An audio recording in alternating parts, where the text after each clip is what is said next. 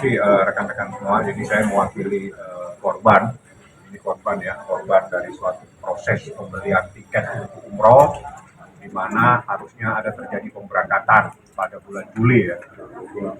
Jadi sudah dibayar lunas, tapi tidak ada tiketnya, uang tidak dikembalikan. Tiba-tiba dia digugat. Yang gugat ini orang dari Cirebon, tiba-tiba dibilang goib, tidak diketahui tempat tinggalnya. Jangan main-main lah kayak begini. Apalagi ini terkait dengan ibadah orang yang mau berangkat umroh. Tolong jangan dibuat mainan. Persoalannya tanggung jawabnya dunia dan akhirat. Ini korbannya hampir 700 juta. Bukan persoalan uangnya, tapi persoalan orang mau ibadah umroh. Orang mau ibadah umroh itu adalah ibadah yang harus kita prioritaskan. Jadi tiba-tiba dia digugat di sini dengan alasan yang tidak masuk akal. Salah satunya Fikri ini dibilang tidak diketahui tempat tinggalnya alias goib. Ini makanya saya bawa, manusianya tidak hilang, ada di Cirebon, sehingga dia bisa menerima panggilannya secara resmi. Nah, terkait dengan persoalan yang sebenarnya yang berawal dari ini adalah bagian tiketing dari perusahaannya dia yang bagaimana ceritanya sehingga dia harus percaya menyampaikan uang hampir 609 juta untuk 44 jemaah umroh. Bagaimana Fikri ceritanya biar kau jelasin? Nggak usah sebut namanya perusahaannya ya, singkat aja. Saya membeli tiket itu berdasarkan dari grup WhatsApp kan, lalu saya japri, lalu saya ngobrol di japri itu, dia menyatakan punya tiket dengan tanggal tersebut dengan penduduk PNR, lalu saya transfer sampai beres semua lunas. Setelah itu dia nyatakan tiketnya tidak ada. Dan kode bookingnya pun bukan punya perusahaan tersebut. Itu bukan punya perusahaan tersebut. Dan sampai sekarang uangnya pun belum dikembalikan ke pihak. Itu atas nama berapa orang? Bapak mengatasnamakan berapa orang dengan jumlah uang segitu untuk membayar tiket? Dengan jumlah 44 orang. 44 orang. Bapak ini dari perwakilan tiket perusahaan travel umroh juga kah atau Iya. seperti apa? Perwakilan tiket dari pihak. Nah, kok Bapak bisa bayar ke travel umroh lain itu seperti apa? Kan kita cari tiket untuk penerbangan tanggal bulan Juli tanggal 26 itu kita cari tiket sampai yang punya nih tiket dengan jadwal itu. Terus lewat itu transaksinya lewat apa?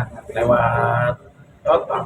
Enggak, transfer enggak berkomunikasinya. WhatsApp. Kalau ketemu orangnya langsung belum pernah, Pak? Ketemu. Oh, ketemu. Ketemu terus ya. Ada Setelah transaksi apa terus ketemu. Di kantornya? Di kantornya iya. Dan ini tiketnya udah Tapi setelah lunasan dari pihak Klien ini menghubungi beliau, tidak ada komunikasi sama sekali. Di blok Di blok sih tidak, tapi tidak diangkat. Dan dengan nggak alasan pernah dua ketemu faktor. lagi? Setelah pembayaran itu, Bapak nggak pernah lagi ketemu dengan yang ketemu setelah pembayaran lunas baru ketemu lagi. Tapi dikatakan tiket sudah nggak ada. Tiketnya sudah nggak ada tapi Dan tiket tersebut memang bukan punya travel tersebut. dan uangnya cek. tidak dikembalikan. Uang tidak dikembalikan. Selain uang tidak dikembalikan, dia mencarikan jalan yang tidak masuk akal. Jadi jemaah umroh yang harusnya berangkat dari Cirebon ya, dari Bandung ya, itu harus dipulangkan penerbangan ke Surabaya, yang tidak masuk akal. Jadi memang dari awal ada dugaan etikat tidak baik, dan jangan salahkan kalau kami melaporkan travel NSB. Kami akan laporkan ke kepolisian dan nanti juga kami laporkan. Tunggu saja lah proses itu. Karena apa? Kalau ini tidak kami laporkan, kami khawatir banyak lagi orang yang ingin ibadah terganggu dengan persoalan-persoalan yang seperti ini. Kasihan orang yang mau ibadah. Jadi kami prioritas untuk segera menyelesaikan masalah ini. Kami kasih warning, selesaikan ini masalah daripada ini nanti meledak kemana-mana. Sebelumnya sudah pernah kerjasama kan dengan ini pihak travel dan travel kan? Ya. Iya kan? Pihak travel dan travel. Artinya sudah pernah kerjasama atau seperti apa? Sebelumnya? saya baru pertama kali sama dia. Baru pertama kali. Jadi izin kalau klien kami ini kalau di travel itu memang ada satu grup yang untuk pembelian tiket. Gitu. Tapi ternyata biasanya kalau di grup itu dia memiliki PNR ataupun kode booking punya travel resmi. Tapi ternyata setelah kami cek PNR tersebut bukan milik dari travel yang sekarang ini, milik salah satu travel lain. Dan itu pun sudah di-shoot sama isi tiket ya, udah di-shoot tiket sama pihak travel yang punya kode booking tersebut. Dia mau umroh lain. Nah, ujuk-ujuk kok bisa dilaporkan pembuatan prestasi itu gimana? Digugat. Yang digugat. Ini menerima nasib kamu digugat dari mana ceritanya? Nggak ngerti saya juga tuh. Kebutuhan prestasi nggak ngerti. Duit saya jadi dia belum dikembalikan. Digugat, dibilang goib lagi, nggak tahu tempat tinggalnya, dianggap hilang dia ini kan kasihan. Ini orangnya ada. Untuk Dari- total kerugian semuanya bro. 690 Total uang 609, tapi kerugian lain tiketing dan apa ini yang bisa jelasin. hampir sekitar 1 M lebih lah, 1 M lebih lah. Karena ini kan menyangkut perusahaan dia, satu pasti menjaga reputasi dia. Karena selama ini nggak pernah dia bermasalah dengan jamaah. Makanya dia mati-matian bagaimana caranya memberangkatkan, walaupun di bulan Agustus sudah berangkat ya, dan sudah diberangkatkan dengan biaya sendiri lah. Bang gimana bang? Kan abang Ini yang punya uang, yang punya travel travel. umroh nih. Akhirnya kan ada masalah. Kan jemaah juga menuntut pasti kan untuk berangkat gimana bang? Jadi ketika permasalahan ini khususnya di tiketing yang sudah kita jadwalkan di awal karena kita dapat kode booking udah dari lama, otomatis kita percaya mereka dan kita sudah membooking semua dari kereta cepat, hotel dan lain sebagainya. Jadi kerugian kita sebenarnya bukan hanya di tiketing, dari segi moral, dari segi hotel, dari segi kereta cepat, nama baik dan lain sebagainya itu banyak sekali. Makanya itikat baik kita adalah untuk melaporkan kejadian-kejadian seperti ini supaya tidak terulang lagi ke depannya. Karena saya tahu bagaimana jamaah umroh itu mengumpulkan uang, ada yang jual sawah, ada yang mungkin minjam dan lain sebagainya. Jadi kasihan. Udah berangkat ya?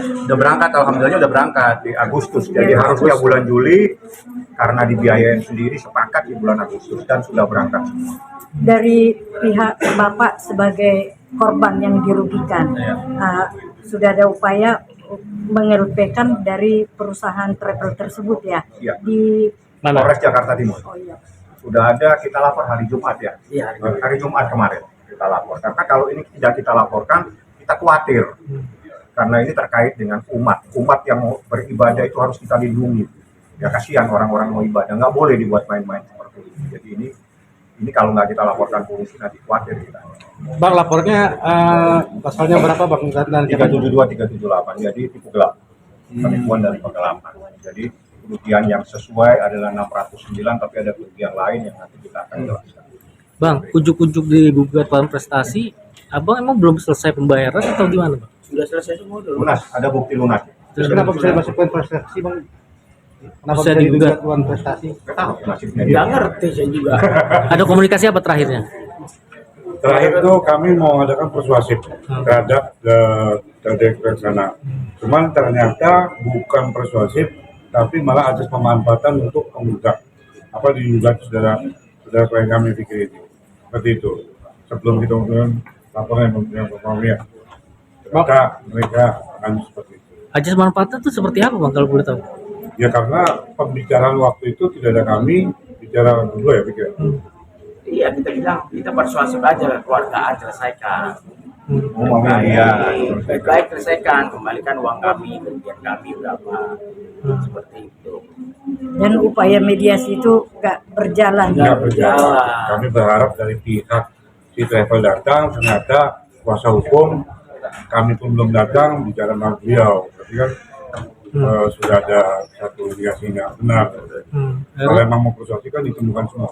Akhirnya ada surat gugatan itu, Ya. nama dan dibilang goib itu seperti apa? Dibilang goib karena dia bilang alamatnya di Nggak Cirebon, saat ini tidak diketahui tempat tinggalnya. Artinya ini manusia goib, manusia ini hilang dari Cirebon. Ini kan nggak masuk akal gitu loh. Maksud saya jangan main-main lah, kita sama-sama ngerti hukum. Jangan dibuat mainan, makanya manusianya saya datangkan. Manusianya tidak hilang, ada. Biar majelis hakim juga tahu. Supaya kita tidak boleh membenarkan sesuatu yang salah dengan cara-cara yang salah seperti ini. Ini kan kasihan orang yang tiba-tiba dianggap tidak tahu tempat tinggalnya. Orang yang tidak tahu tempat tinggalnya itu goib, tidak tahu ada di mana. Itu biasanya dalam kasus perceraian sering dimainkan. Tapi tolonglah ini kasus yang begini ibadah umroh jangan dibuat main-main. Dan Pak. sebagai penggugat, pihak Bapak sebagai tergugat, Iya. malah penggugatnya yang nggak Tidak hadir. hadir. Ya? Bang nggak ada. Seperti apa nih Bang? Ya, ini sama dengan mempermainkan lembaga peradilan. Jadi tolong kalau menggugat-gugat lah. Ini persoalan simpel. Balikan uangnya selesai daripada laporan saya laporkan lagi. Bang ini kan sidang perdana Bang. Kalau misalnya sidang kedua penggugat tidak ada juga gimana nih Bang? Gugur. Saya minta gugatannya digugur. Dan itu ada konsekuensi dan itu harus ditanggung. Dalam hukum acaranya seperti itu. Sama dengan hukum acara yang menyatakan seseorang tidak diketahui tempat tinggalnya. Bang ini kan bukan yang pertama kali nih kasus umroh Bang. Dari pertama first level kan Bang. Seperti apa sih Bang sebagai lawyer supaya tidak terjadi lagi korban-korban yang harus diingat Bang dalam ini? Sebetulnya kalau jamaah umroh itu selalu percaya kepada travel. Tinggal travel, saya minta juga harus hati-hati. Tidak berkomunikasi dengan orang-orang yang baru dikenal. Artinya jangan karena baru tahu tiba-tiba coba beli tiket dan sebagainya. Jadi jangan seperti itulah. Kalau bisa beli tiket kepada travel yang memang sudah dikenal. Atau biasanya travel itu sekaligus dia mengatur dengan tiket dan dia punya hotel dan sebagainya. Jadi seperti itu. Tapi kalau kita tiba-tiba masuk kepada orang yang tidak dikenal, nah seperti ini nanti jadinya. Jadi mereka travel tahu lah tiketing mana, travel mana yang jual, yang spesialis memang hanya menjual tiket saja itu mereka udah pada tahu. Mungkin ini lagi tidak pernah mengalami kejadian seperti ini ya. Jadi sudah lama Mardian Tiketing ini juga travel tidak pernah dia mengalami kejadian seperti ini. Tiba-tiba 44 orang tidak bisa berangkat umroh kan kasihan. Jadi baru pertama kali nih Bang. Pertama kali ya. Ya, Oh, selama usaha travel Iya, baru pertama kali saya. Sudah berapa lama misalnya? ini apa Travel perusahaan? perjalanan. Ya. Kita sudah 1 tahun setengah. Setiap bulan kita ada pemberangkatan, nggak pernah ada masalah sedikit. Ketika ada masalah gini, saya nggak mau terulang lagi. Makanya insya Allah kita lakukan. Bang kalau untuk pesan buat jamaah seperti apa nih Bang? ya kalau jamaah percayakan kepada travel yang secara hukum terdaftar. Ya, secara hukum terdaftar mereka udah tahu lah yang punya PPI dan sebagainya supaya lebih tenang karena jangan tergiur dengan umroh yang murah ya tapi nanti menimbulkan masalah. Jadi percayakan kepada travel yang secara hukum terdaftar sehingga Anda lebih tenang karena kita mau ibadah bukan mau jalan-jalan ke sana. Oke.